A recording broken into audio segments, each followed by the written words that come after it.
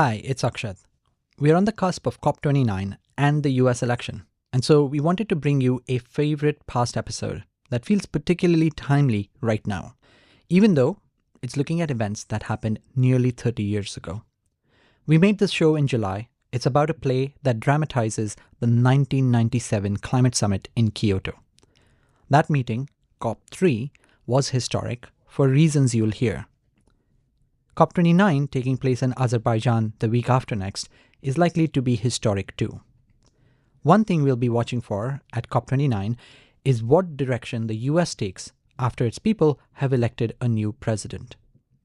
If that president is Donald Trump, it could have disastrous consequences for global climate diplomacy.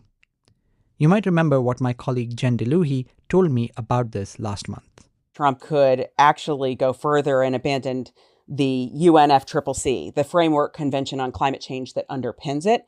And if leaving Paris is a potentially temporary blow to climate diplomacy, then leaving the UNFCCC would be a figurative bomb in climate diplomacy with years of fallout. And what's interesting about this is truly the potentially long repercussions for the US and for the world.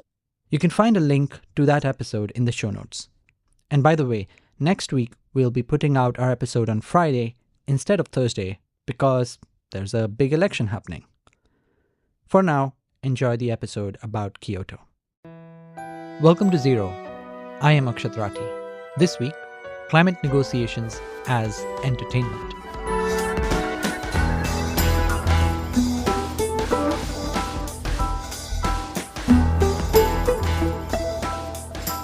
This sentence. Countries are urged to take immediate actions to control the risks of climate change. Surely we can all agree on this. No, too What strong. does that even mean? Countries are urged. I'm sorry, it is urgent. I feel urged. I don't feel urged. Do you feel urged? I don't feel urged at all. Cut urged. Cut urged. Seconded. Urged is a red line for us. Encouraged. Invited. Coerced. No, we should all feel And urged. cut immediate. Cut immediate. Countries are urged to take actions to control the risks of climate change. What are these actions? An idealistic promise made today could close a factory in Detroit tomorrow. Add this. With emphasis on actions that would be economically beneficial as well. No regrets. We second that. Rejoice, the line or whatever is left of it is agreed.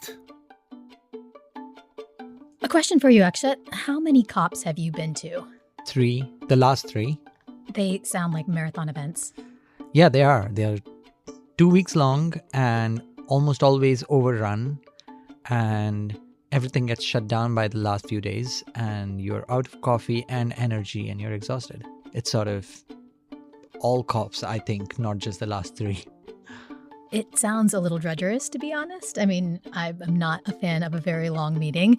So I have to admit, when I heard that the Royal Shakespeare Company was putting on a new play about COP3, which was held in Kyoto, I was very intrigued, but also felt a little bit of trepidation about what it is we would be sitting through.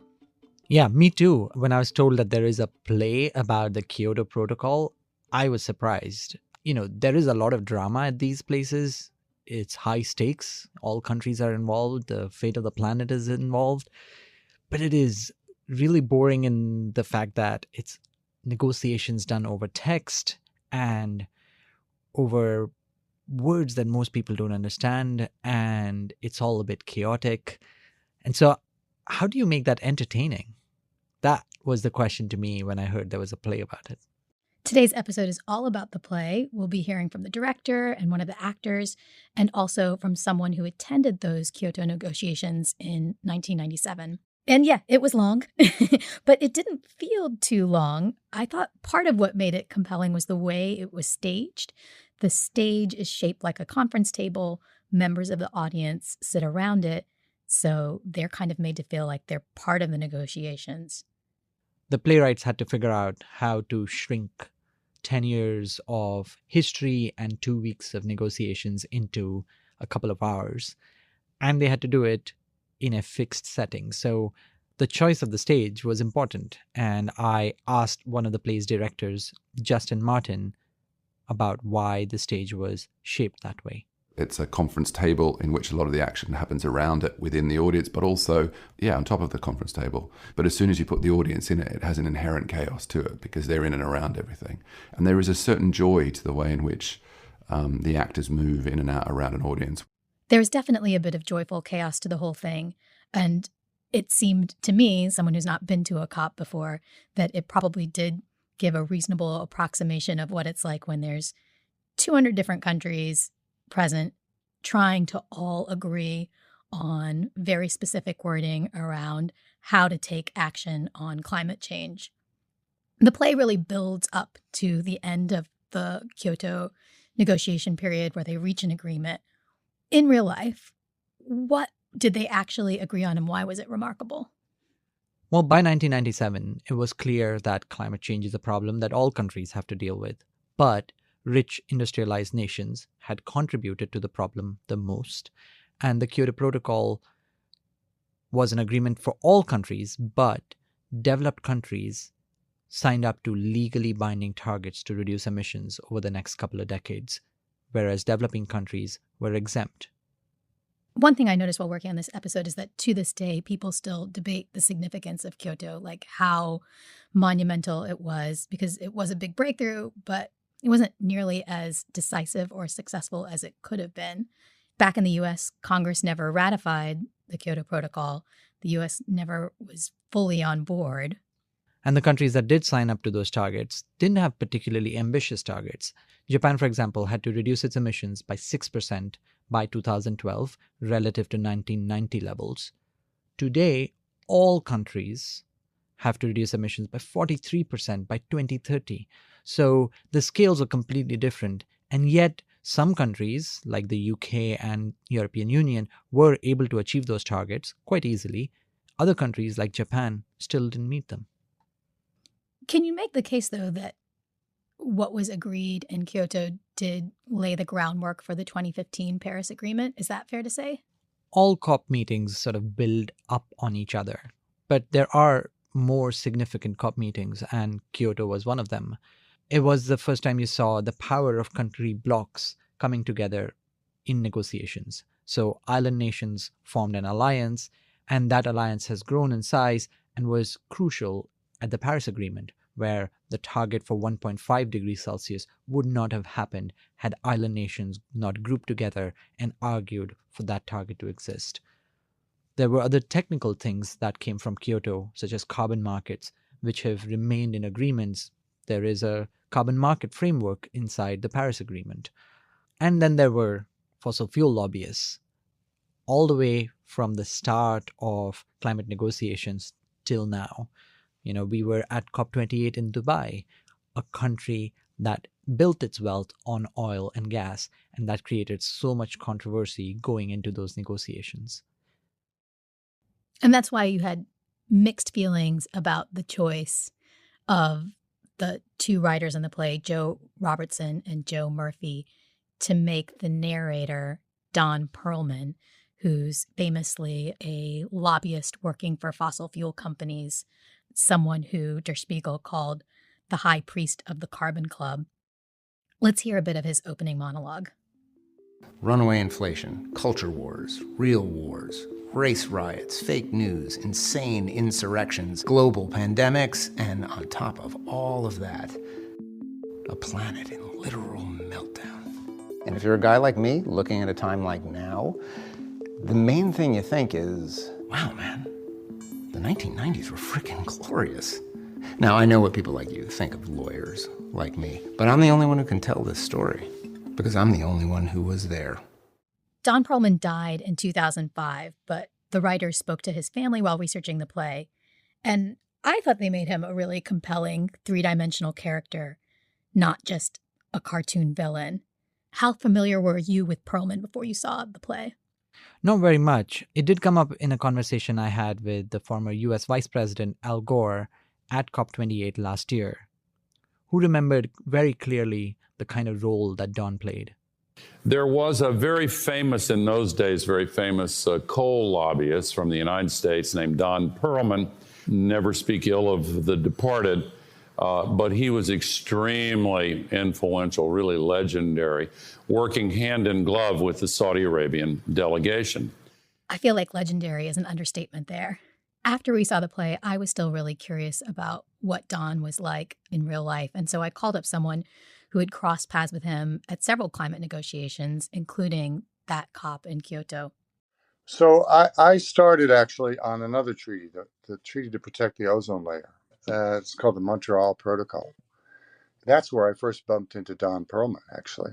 David Doniger is now a strategist with the National Resource Defense Council. And then I worked in the Clinton administration, and I actually was part of the U.S. negotiating team for the Kyoto Protocol.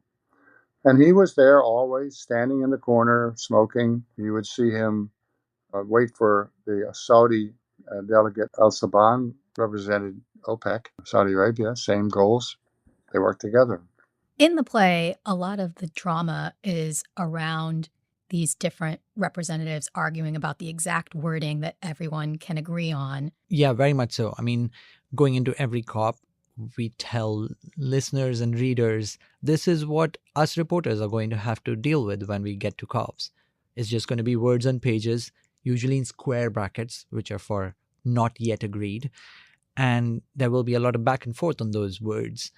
And the way agreements come about is fascinating because it's so many countries, even if it's country blocks, they have really different desires, and yet they have to agree on those same words.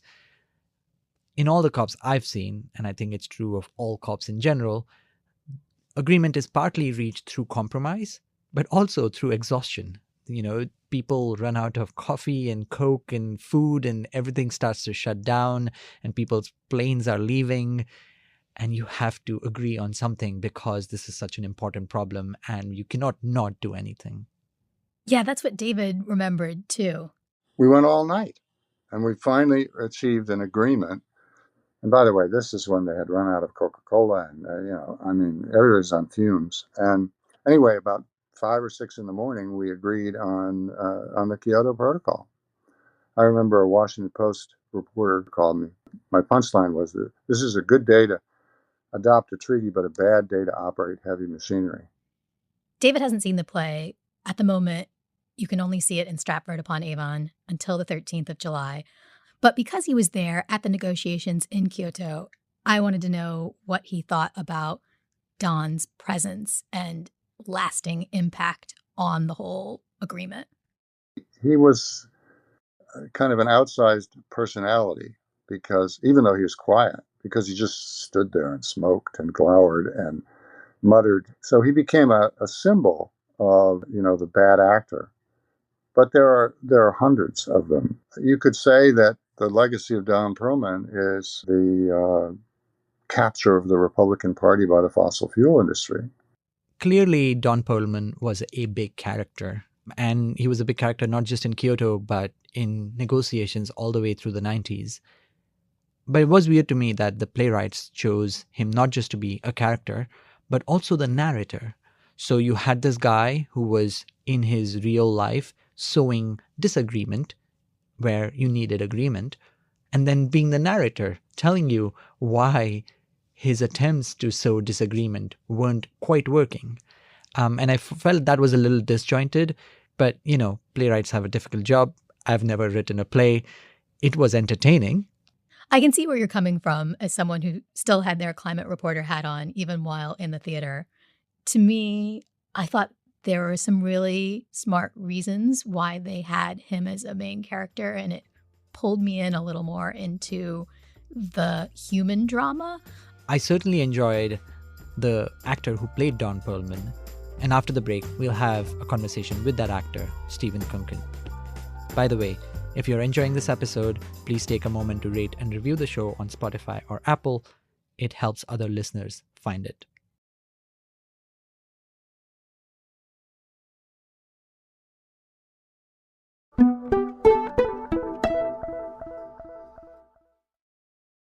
The character of Don Pearlman, as you heard, was central to the drama leading up to the Kyoto Protocol, both in real life and in the play. In this production, he's larger than life, and a lot of that has to do with the way actor Stephen Kunken inhabits the role. Akshat caught up with Stephen the morning after Kyoto's opening night. They spoke in the offices of the Royal Shakespeare Company in Stratford-upon-Avon. You played the role of Don Pearlman, the lawyer working for the Seven Sisters, the big oil companies, and later for Saudi Arabia. He's someone climate people are very critical of. When I spoke with Al Gore last year, he called him legendary, and not in a nice way.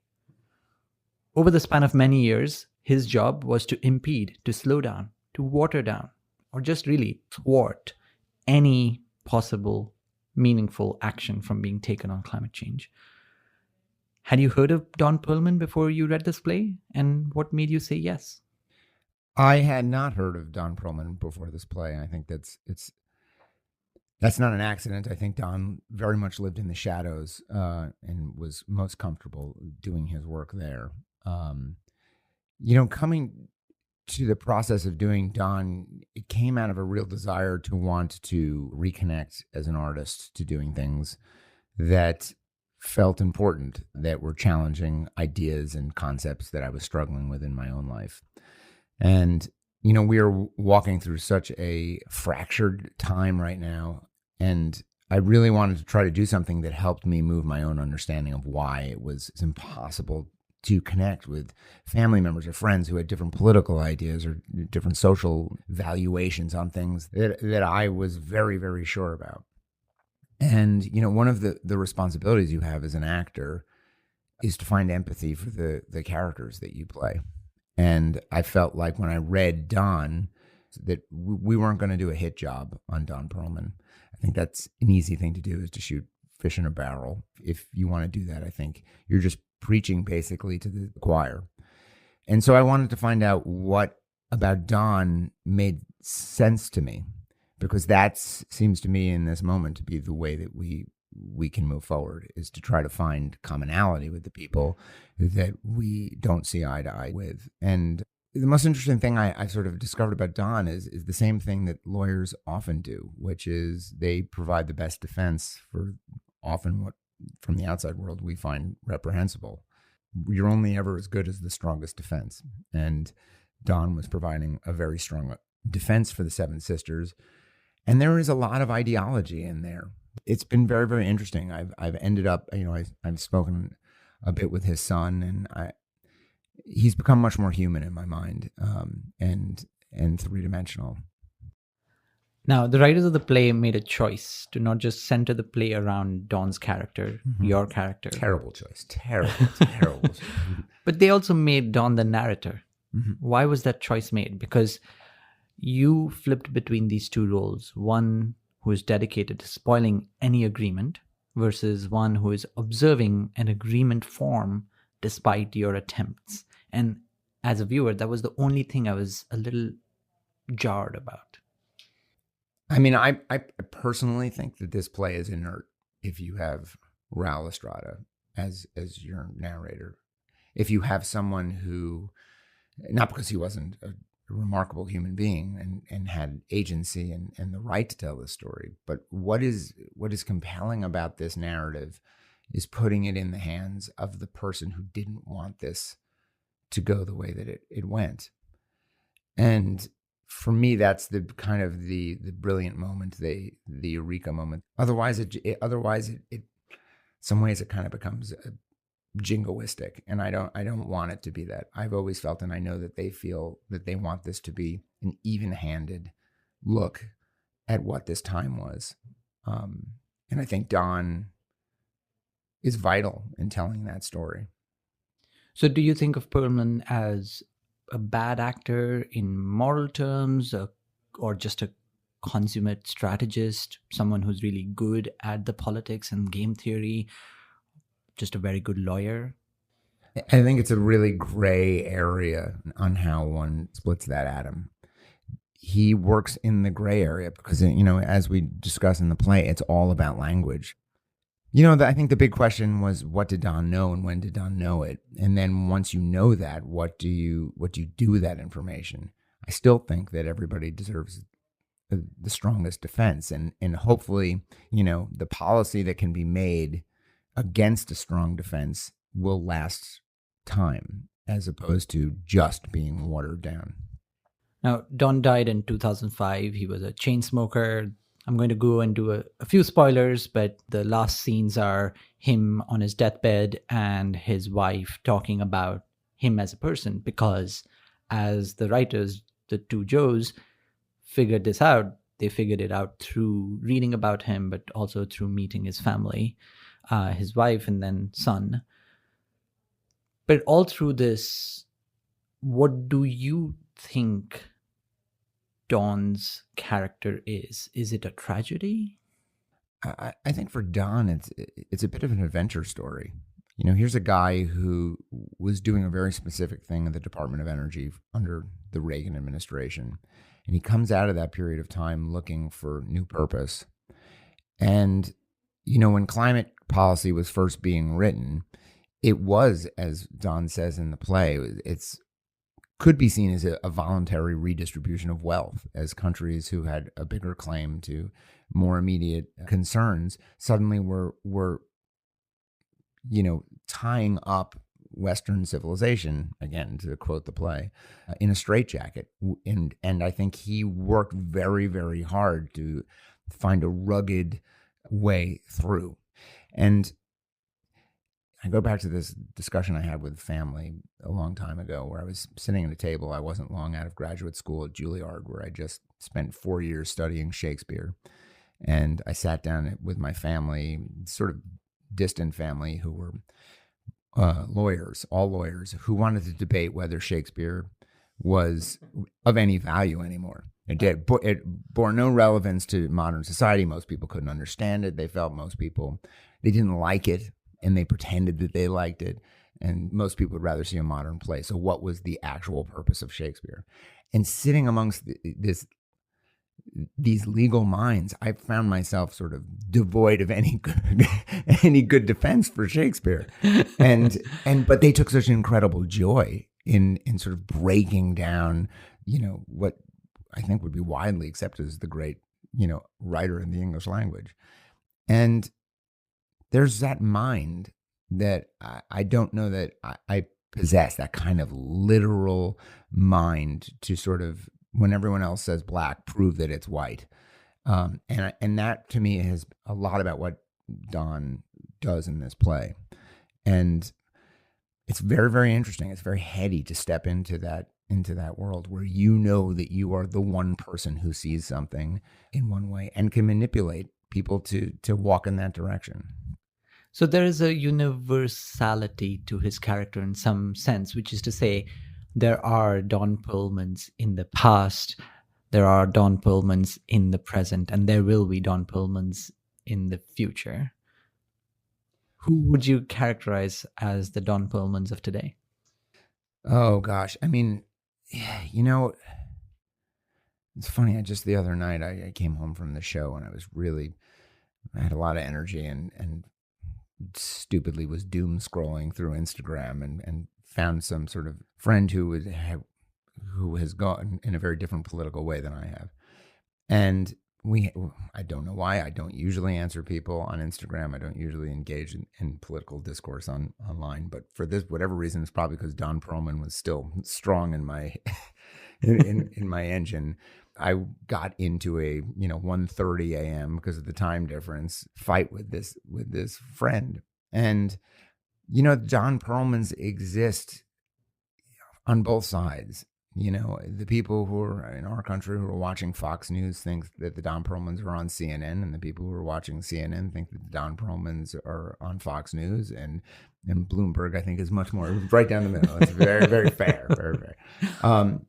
But yeah, I mean, punditry has become the place I think a lot of the Don Pearlmans live, because so much policy is now made in the public, in the social media, really, in the social media realm, where people's opinions start to really shape and shift. And so if you can get to them early, even long before they get to a voting booth, you can get it just by putting up a fake viral video, or you can put out a factoid that shapes, a movement. So it's hard to put my finger on it. I wouldn't say that it's on one side or the other. I mean, I think it's just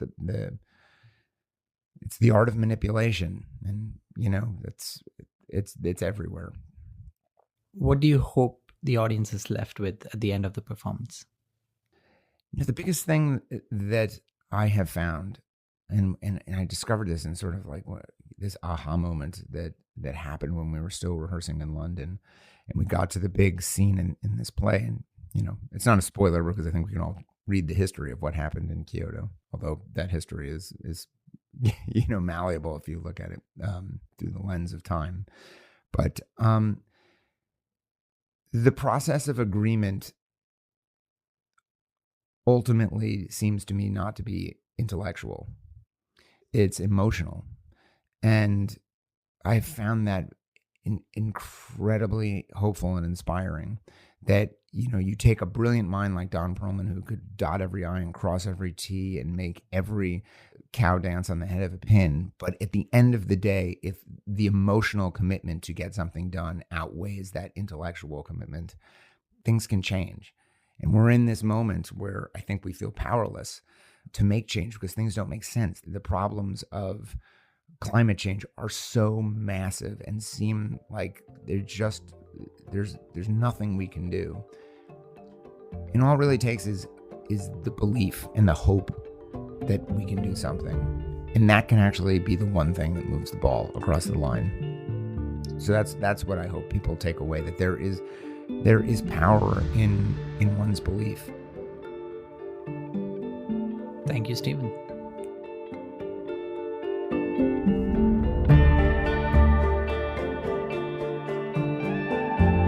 Thank you for listening to Zero. And for those who stayed till the end, here is the sound of the week. We'll recommend it by... Let me recommend it, Anna. We'll recommend the adoption of this protocol to the conference by unanimity.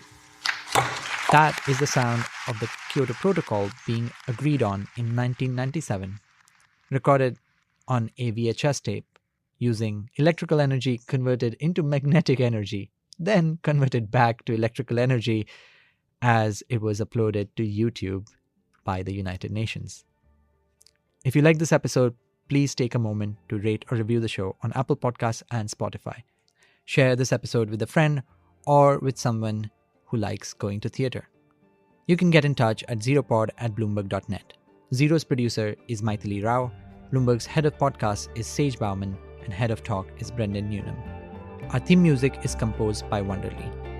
Special thanks to Kira Bindrim, Alicia Clanton, Anna Mazurakis, and the Royal Shakespeare Company. I am Akshat Rathi, back soon.